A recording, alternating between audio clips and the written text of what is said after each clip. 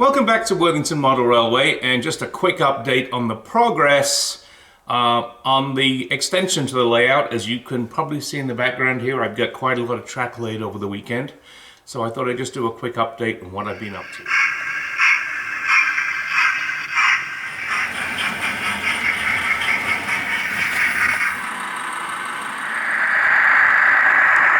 So this will be the last update that I put in place for a couple of weeks, as day after tomorrow I'm flying to the UK and I'm going to be at Whalley this weekend. So hopefully I might see some people at Whalley. If you see me, recognize me, come up and say hi.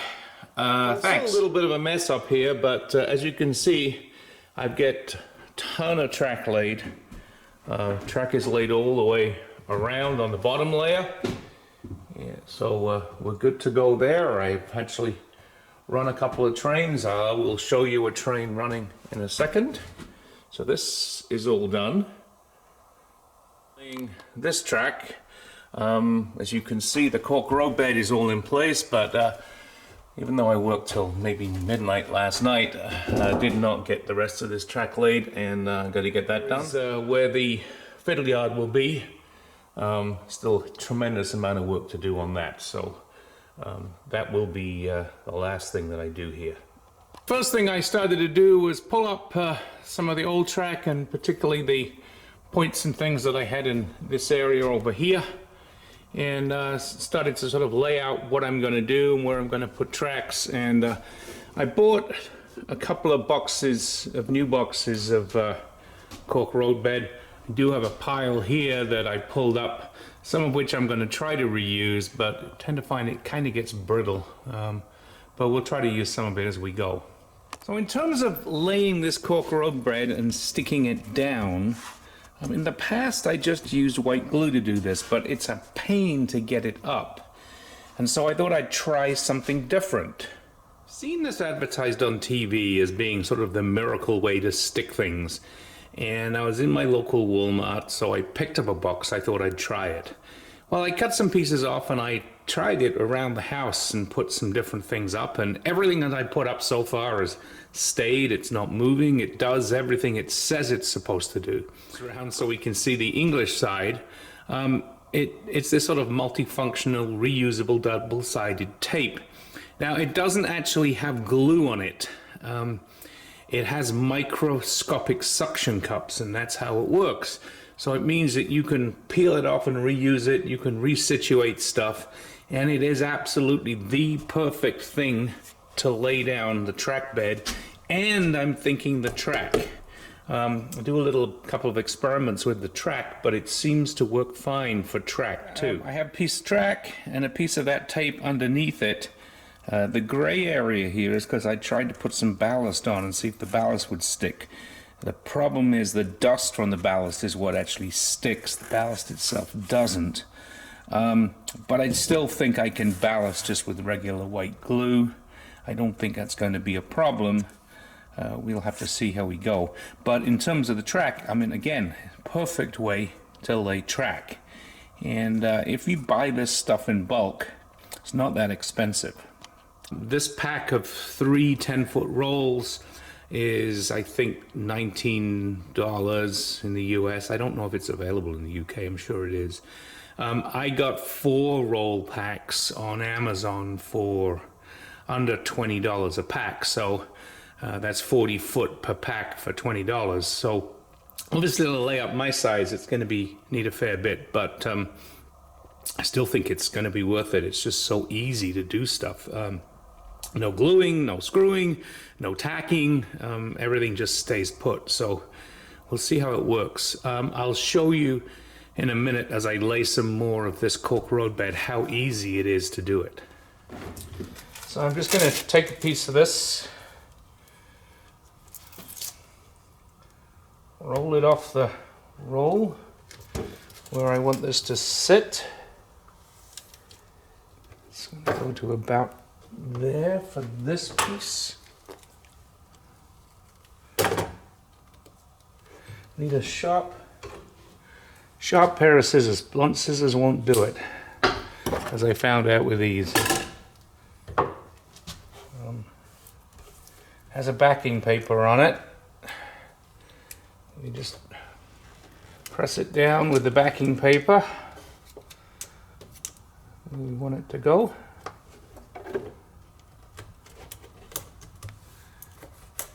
And Robert is your mother's brother.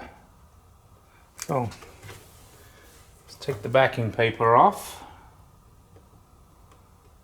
Find out where that. There we go. Typical double-sided sticky. That'll make it easy. Now, I take my Cork Roadbed that I want to put along here.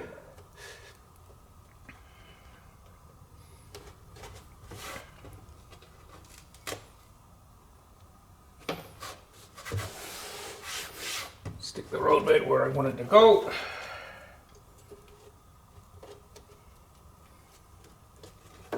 Push it down. As I said, if I need to move it, you can pick this stuff up and just move it. It's really easy because it doesn't sticks, but it doesn't stick, if you know what I mean. But anyway, that is now solid. And now I'm going to have to pull this around. Let's move the camera. First thing I'm going to do is take my piece of curved track, work out where it's going to go. It's going to go there. My pencil, so I can draw where I need this track to be.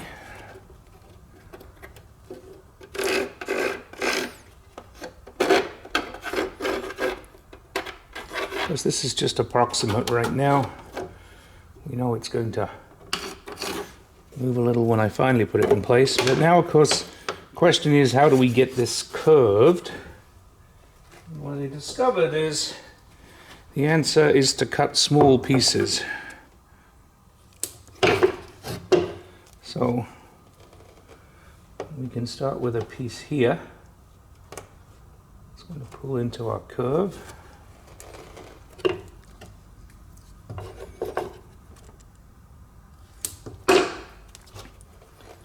Another piece will sit there.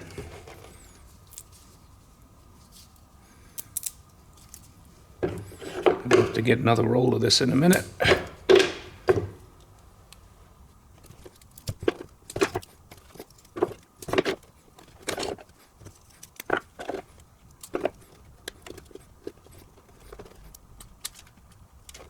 Oh, let's go around.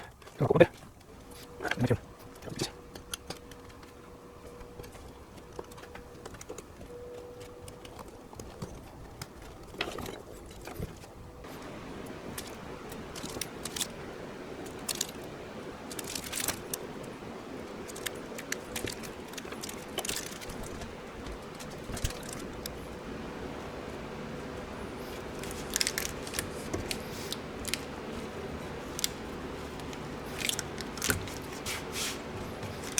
There we go, and I think you get the idea of what I'm doing here. And there we are, done with that curve.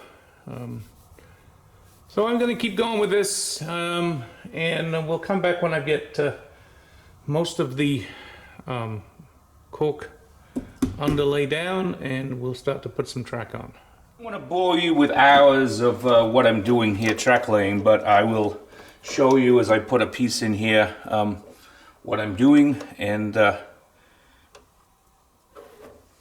so first thing I need to do is make sure that I cut the ends off the Flextrack so I can put the fish plates on. So it's a fairly simple sharp knife, and just go straight through the last pieces on the ties here. Cool. Goes out the way. That way the fish plates can be. Now with this Flextrack, do occasionally, if there's little bends, get a situation where the ends are not quite where they should be, and that's the situation here. They're not totally quite where they need to be, so I use my Dremel tool to take off a tiny piece on one end so that I get them parallel. Now I'm using this alien tape, and I've discovered I don't need to put it all the way along for the track. I can just use pieces, and it seems to be perfectly adequate to do that. So I lay down the piece of track next to where it's going to go. I put a longer piece at the join so that it covers both sides. What I'm going to join, just put other little pieces in here. And this, to be honest, is the simplest, easiest track laying exercise I've ever done. And if these aren't quite in the right place, it's easy enough just to pick them up and move them. Here we go. My fish plates.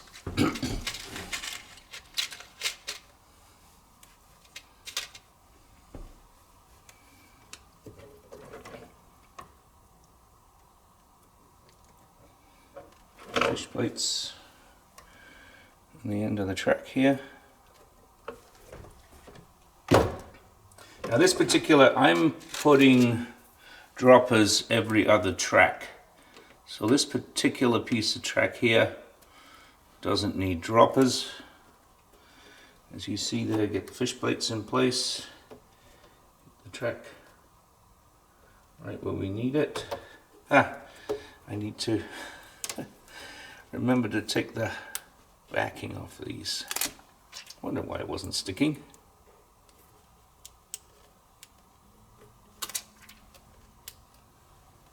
Because I'm going to have bits of plastic everywhere when I tidy up. I've been trying to throw as many of these away at the time as I take them off, but I always miss a few.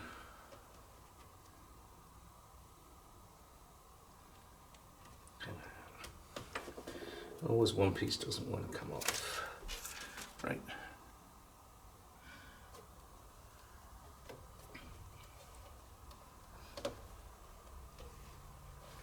Okay, what I then will do is take my pliers, just snug up the rails, leave a tiny gap there, but for expansion, but try to get them as snug as I can. Okay, good. This particular piece has droppers, so I need to put a hole in there before I start. And the way that I do my droppers, I always tie them on the inside, so I only need one hole and not two. So, put the hole there, and I can feed the wires through. Remembering black to back. Just feed those wires through before I start this exercise. And that way, I get everything where I need it.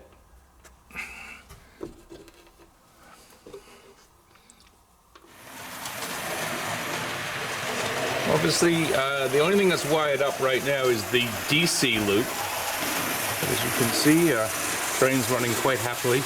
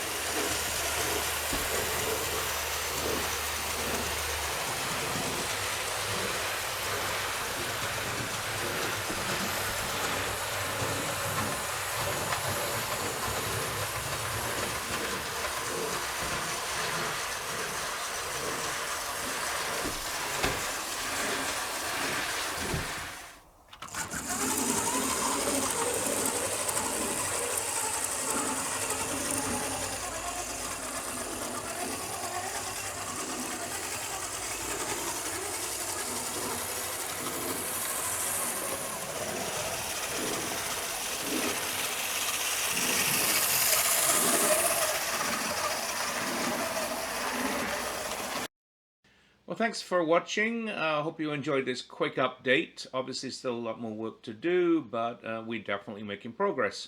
If you haven't subscribed to the channel, subscribe button to the top right, another video to the top left, and if you see me at Wally, do say hi.